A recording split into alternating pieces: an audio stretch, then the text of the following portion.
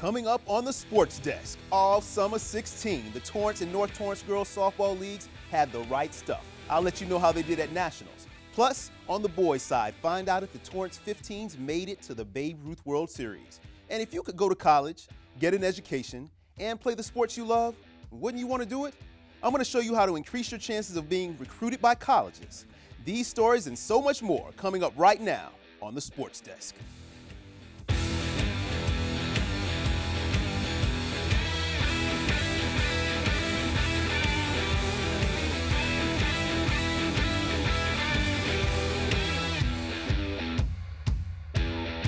Hey, I'm Byron Newsome, the new host of the Sports Desk. I can't wait to get out and meet all the athletes, the parents, the coaches at all the schools. And I want you to get to know me too.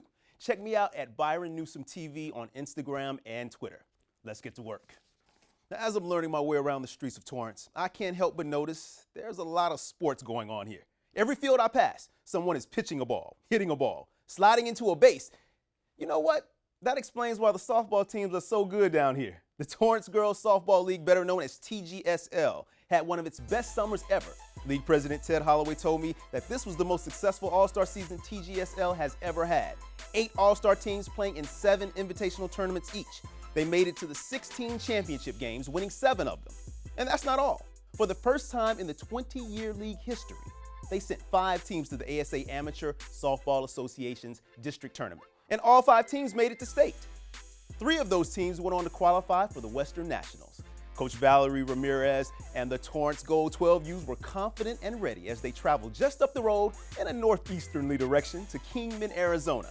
In Game 1, they faced Clovis Bullets Hartsburg, a team from just outside of Fresno. And our girls came out victorious by a score of 9-3. Keeping the momentum going, they pulled out another 9-3 victory over Charter Oak.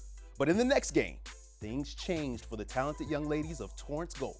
They couldn't get it going as they suffered their first loss in the Western National Tournament to West Valley by a score of 12-3. Now, they still had life in the tournament, but they couldn't lose again. Facing another team that was fighting for their lives, only one team could win, and by a score of 7-6, our ladies of Torrance Gold 12U lost a heartbreaker to Simi Valley. Tough loss, but great tournament season for Coach Ramirez and her squad, finishing 9th out of 27 teams. Now, same league, different ladies. Coach Robert Patterson and his Torrance 14Us are trying to bring home the title as well, playing a little closer to home in La Habra, California at La Bonita, that means pretty park. And their play on the field was Bonita, Bonita, Bonita, taking their first game by a score of 11-2 over Diamond Bar. In their second game, things didn't go as planned. Torrance couldn't get the bats going and they were blanked by Mission Viejo. Final score in that one, 3-0. Now, after the loss, they moved down to the elimination bracket. But they were not ready to be eliminated. Torrance beat East County 7-4. Then they came back even stronger in the next game to shut out Redondo Sunset 6-0. Things looked good until they were not. Torrance 14U's season ended in a 14-0 loss to San Pedro. They finished tied at the 17th spot out of 52 teams. Congratulations, ladies. Can't wait to see what you do next season. And if you're looking for a place to play softball, League President Ted Holloway says, don't look any further. Spring 2017 softball registration is set to open on October 1st. You can go to tgsl.org for more information on signing up. But hold up, wait a minute. TGSL is not the only rodeo in town. Like I told you, the sports scene is deep in this city. The North Torrance Girls Softball League had a great summer 16 as well, with the 10U Gold Squad winning the district championship, sweeping through the competition, going 5-0. And the 14Us made it all the way to the regionals before bringing their season to an end. The 12U girls kicked up some dirt as well, getting some big wins in big tournaments. As a matter of fact, they just finished playing with the big girls. The North Torrance 12Us just competed in the 14U Western National Division. And if you think these 12-year-olds were intimidated by their 14-year-old competition, you are mistaken. After losing to Murrieta 10-0 in their first game, the jitters were gone. In their second game, they beat the Temple City All-Stars 9-6. Pretty impressive. That would be it, though. North Torrance went down in the next game, losing to Clovis Bullets Russell 16-6. League President Teresa Belmontes could not be prouder of her girls. And she wants you to come join all the fun. If you want to be part of what the North Torrance Girls Softball League is cooking, go to their website, ntgsl.org and get in the game. Now, as a young player in any sport, you should always have someone you look up to. Former North pitcher Alyssa Loza could fit that mold for the next generation of softball players. Loza added one more accomplishment to her resume before heading off to Arizona State. Loza was chosen to play in the 2016 PGF All-American game. The game aired live on ESPNU, and Loza pitched 2 scoreless innings as her West team beat the East 4-3. Still to come, the City of Torrance has another young group of all-stars that are blazing a trail for themselves. What's in the water here? I need to get me a sip. That story and so much more coming up in 2. You look incredible. Did you go tanning? Yeah, check it out. Jealous. Best spring break ever. No. You're getting so tan. Finals are the worst. I'm so glad they're over. We need some sun. I can't believe our friends are getting married. She looks amazing. Where's your tan? I can't go tanning anymore. Doctor's orders.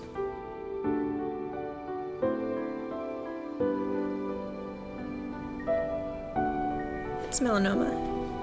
I'm stage 3. Melanoma is the second most common cancer for young women, 15 to 29. Protect yourself. Protect your friends. Stop tanning. Learn more at spotskincancer.org. A message from the American Academy of Dermatology.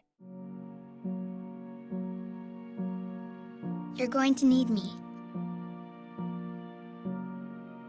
You're going to need us. All of us.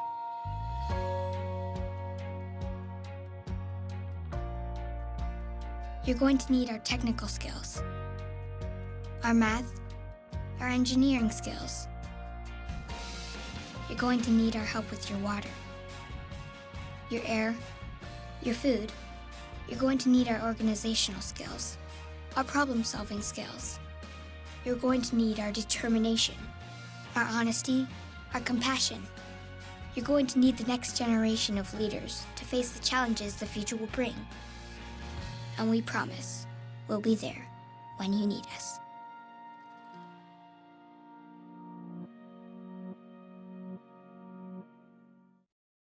Welcome back, family. Don't forget, catch me at Byron Newsome TV on Twitter and Instagram. Daily updates of what's going on, what we're working on, and you can share with me too. Let me know what's going on in your Torrance sports world. Photos, videos, whatever you got, I'll get you on. So our ladies of softball are not the only ones blazing a trail on the diamond. The Torrance 15 baseball all-star team is making their mark as well. On July 23rd, they started play in the Pacific Southwest Regional Tournament. Now, as 13, 14-year-olds, this group made it to the regional finals, but they didn't go any further. This year, they would not be denied. They were up 5-0 after scoring 4 runs in the 7th inning against Hawaii. But Hawaii didn't give up. They scored 4 runs in the 7th themselves to make it a 1-run game. And that's how it ended. The Torrance 15s advanced to the Babe Ruth World Series in Williston, North Dakota. This is the second World Series berth in 3 years for Torrance, and they will be swinging for their first title since 2008. The Babe Ruth World Series begins on August 13th. Oh yeah, and not only did they win as a team, they pulled away some individual accolades as well. Kyle, Kari, Jesse, congratulations, and keep making Torrance proud, fellas. Now, keeping it baseball, the Torrance Tartars baseball team made their new head coach, Terry Dewan, happier than a student seeing a substitute on test day. Torrance went undefeated in South Bay Summer League baseball play with a record of 12-0-1. They won the league title by beating Culver City 10-0 in the championship game. Coach Dewan is a longtime pitching coach that left Torrance for a year to be head coach at Covina High in 2013. He returned to THS in 2014, helping the team win the CIFSS Division IV championship. Now, I don't know about you, but I see many more victories for the Tartars in the near future. As the young ladies and young men of Torrance are leaving their marks on the sports world, I can't help but remember being a young athlete myself, playing football, baseball, and basketball with my friends. It's a time I would love to go back to. Well, thanks to the City of Torrance, I actually can, and so can you. The City of Torrance is holding registration for its adult sports leagues. Basketball, roller hockey, and softball league registration is open now. Whether you want to run on the hardwood, lace up your skates and bang on the boards, or turn a double play on the softball field, the City of Torrance is ready for you. Registration is going on for all 3 sports from now until August 26th. For more information, go to torranceca.gov and look under the Adult Sports tab. Or you can email gcraig@torranceca.gov with all your registration questions. Now, the City of Torrance has been a hotbed of talent recently. Many local high school athletes have gone to continue their athletic careers in college. But how do you get recognized and get your chance to do what you love at the next level? I spoke to a handful of local athletes, and here's what they said when I asked how they thought colleges recruited players. I'm not really sure. I guess looking at results and stuff, and if they were to look at our school and the lineup we have. So I think college is going to look at the players that have good teamwork and that can distribute the ball and share it, and so not just being an independent player and doing stuff by your own, but distributing and having teamwork. Definitely filling out the letters for colleges to, because not all the recruiters are looking at, every single person. Sometimes you have to do something big to get noticed, but if you put yourself out there and take certain steps like the filling out the things for college, then you can have a better chance at getting in. But also there's specific races that, if you run good there, then you're going to stand out more than other races and stuff like that. So there's kind of crucial points in the season that you want to run at too. So are they wrong? Not at all. Colleges will look at results from races and games, and they will look at players who show good teamwork. But there's another tool you use every day that may give you the added exposure you need. There's no secrets anymore. There's just so much coverage, YouTube, social media. If a guy's good, they're going to find you. You know what I mean? When I was assistant coach at a D2 school, we were trying to find hidden gems.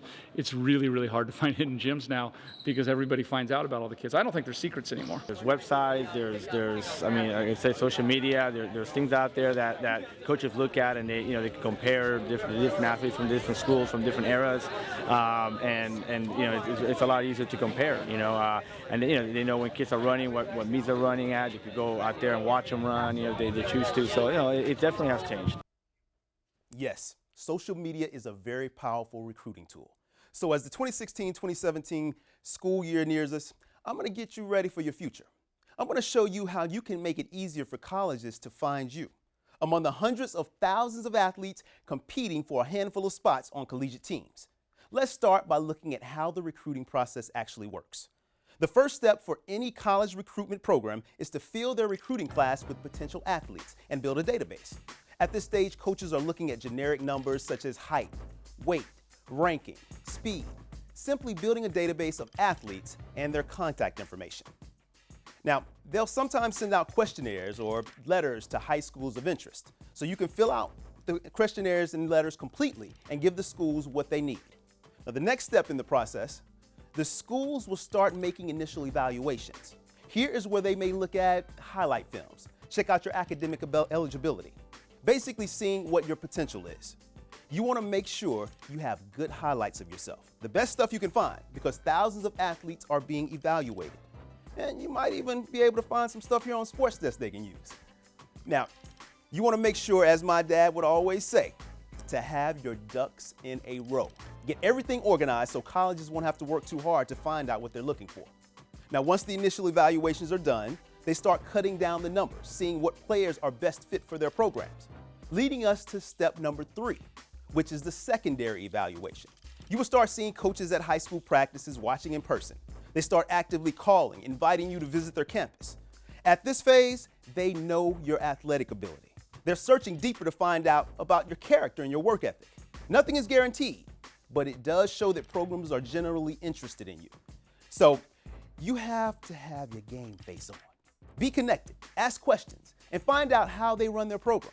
Find out what role they see you in. This is a step for them to see if you're a good fit for their program, but it's also an opportunity to see if the school is a good fit for you. And that takes us to step number 4. After they've done the evaluations, the coaches meet, rank the players, and begin sending out offers and getting commitments. They will be looking for you and your family to make decisions fairly quickly, sometimes within days or weeks of the offer. Once a recruit receives an offer and makes a verbal commitment, many think it's over, but it's not. Coaches will continue to evaluate you until you actually sign and are on campus. Every year, athletes have made verbal commitments, but they lose their scholarships before they even actually sign. They get in trouble on social media, their grades drop, they get injured, a number of things could happen. Find out what the coach expects of you from the time you commit until the time you actually sign, which is step number 5. Don't get too relaxed. You are still competing for playing time and a future role on the team. Finish strong. So this gives you the basic idea of how colleges recruit high school athletes. 1, they generate interest by gathering information. 2, they make evaluations based on that information. 3, they delve a little deeper, finding more out about you and your work ethic. 4, they extend and receive verbal offers. And 5, they sign the athletes. Coming up next on the Sports Desk, what are the odds of you actually going on to compete at the college level? You will be shocked when you hear the statistics. Plus, a local college football player learned early on that a closed mouth does not get fed. Find out about that and a lot more coming up in a few. I am a veteran, and my victory was finding the strength to be a champion. I am a veteran. My victory is having a job I can be proud of. America's veterans are on their most important tour, the tour of their lives. My victory was finishing my education. Mine is proving a disability is not a limitation. At DAV, we're on a mission to help veterans get the benefits they've earned. My victory is having my new battle buddy. As veterans face their challenges, DAV is there to help for victories great and small. I'm a veteran, and my victory is getting the help I needed to put my life back together. DAV offers veterans of all generations a lifetime of support. I am a veteran. My victory is being there for my family. When America's veterans win, we all win. Help us support more victories for veterans. Go to DAV.org.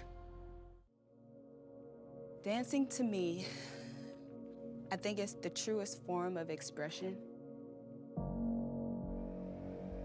I was a dancer since I was 4 years old. I was tripping and I was falling and I didn't even know what multiple sclerosis was. With the 360 camera, it gives the chance for someone to see what I see, experience what I experience. Have a surprise. Are you ready for this? Here we go. Oh my God.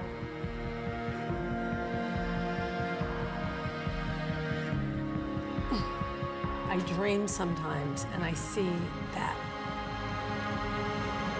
I like the way your arms end. Yay.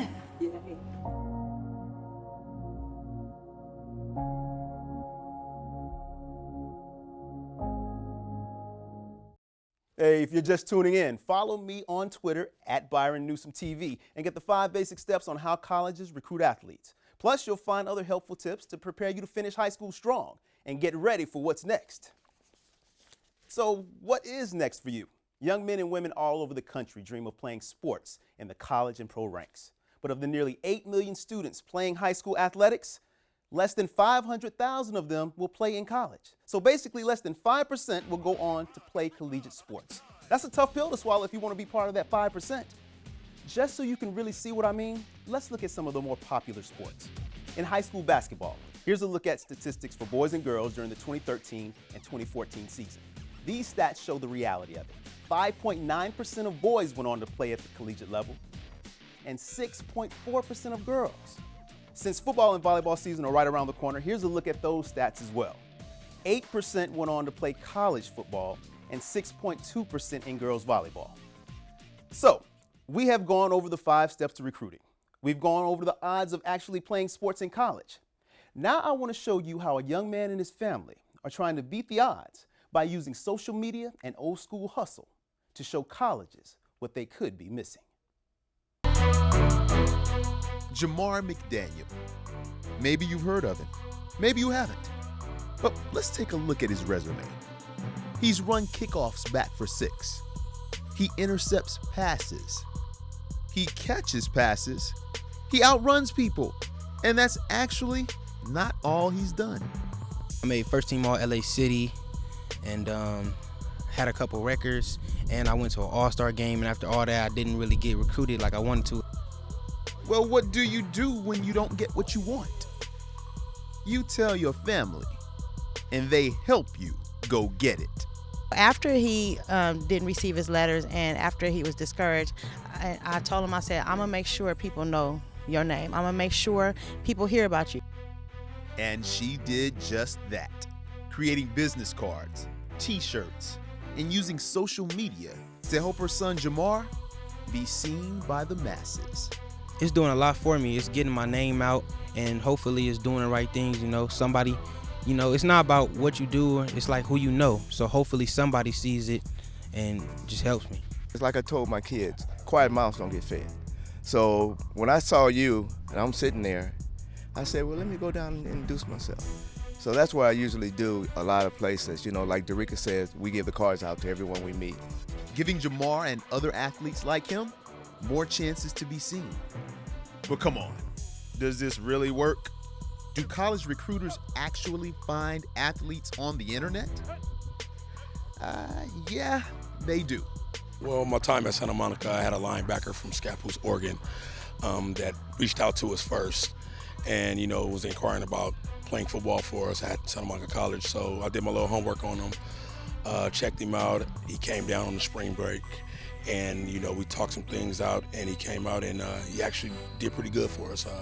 He ended up receiving a scholarship to Texas State after his first year at Santa Monica. And also he played 3 years there, ended up being a team captain, and now he's with the Carolina Panthers.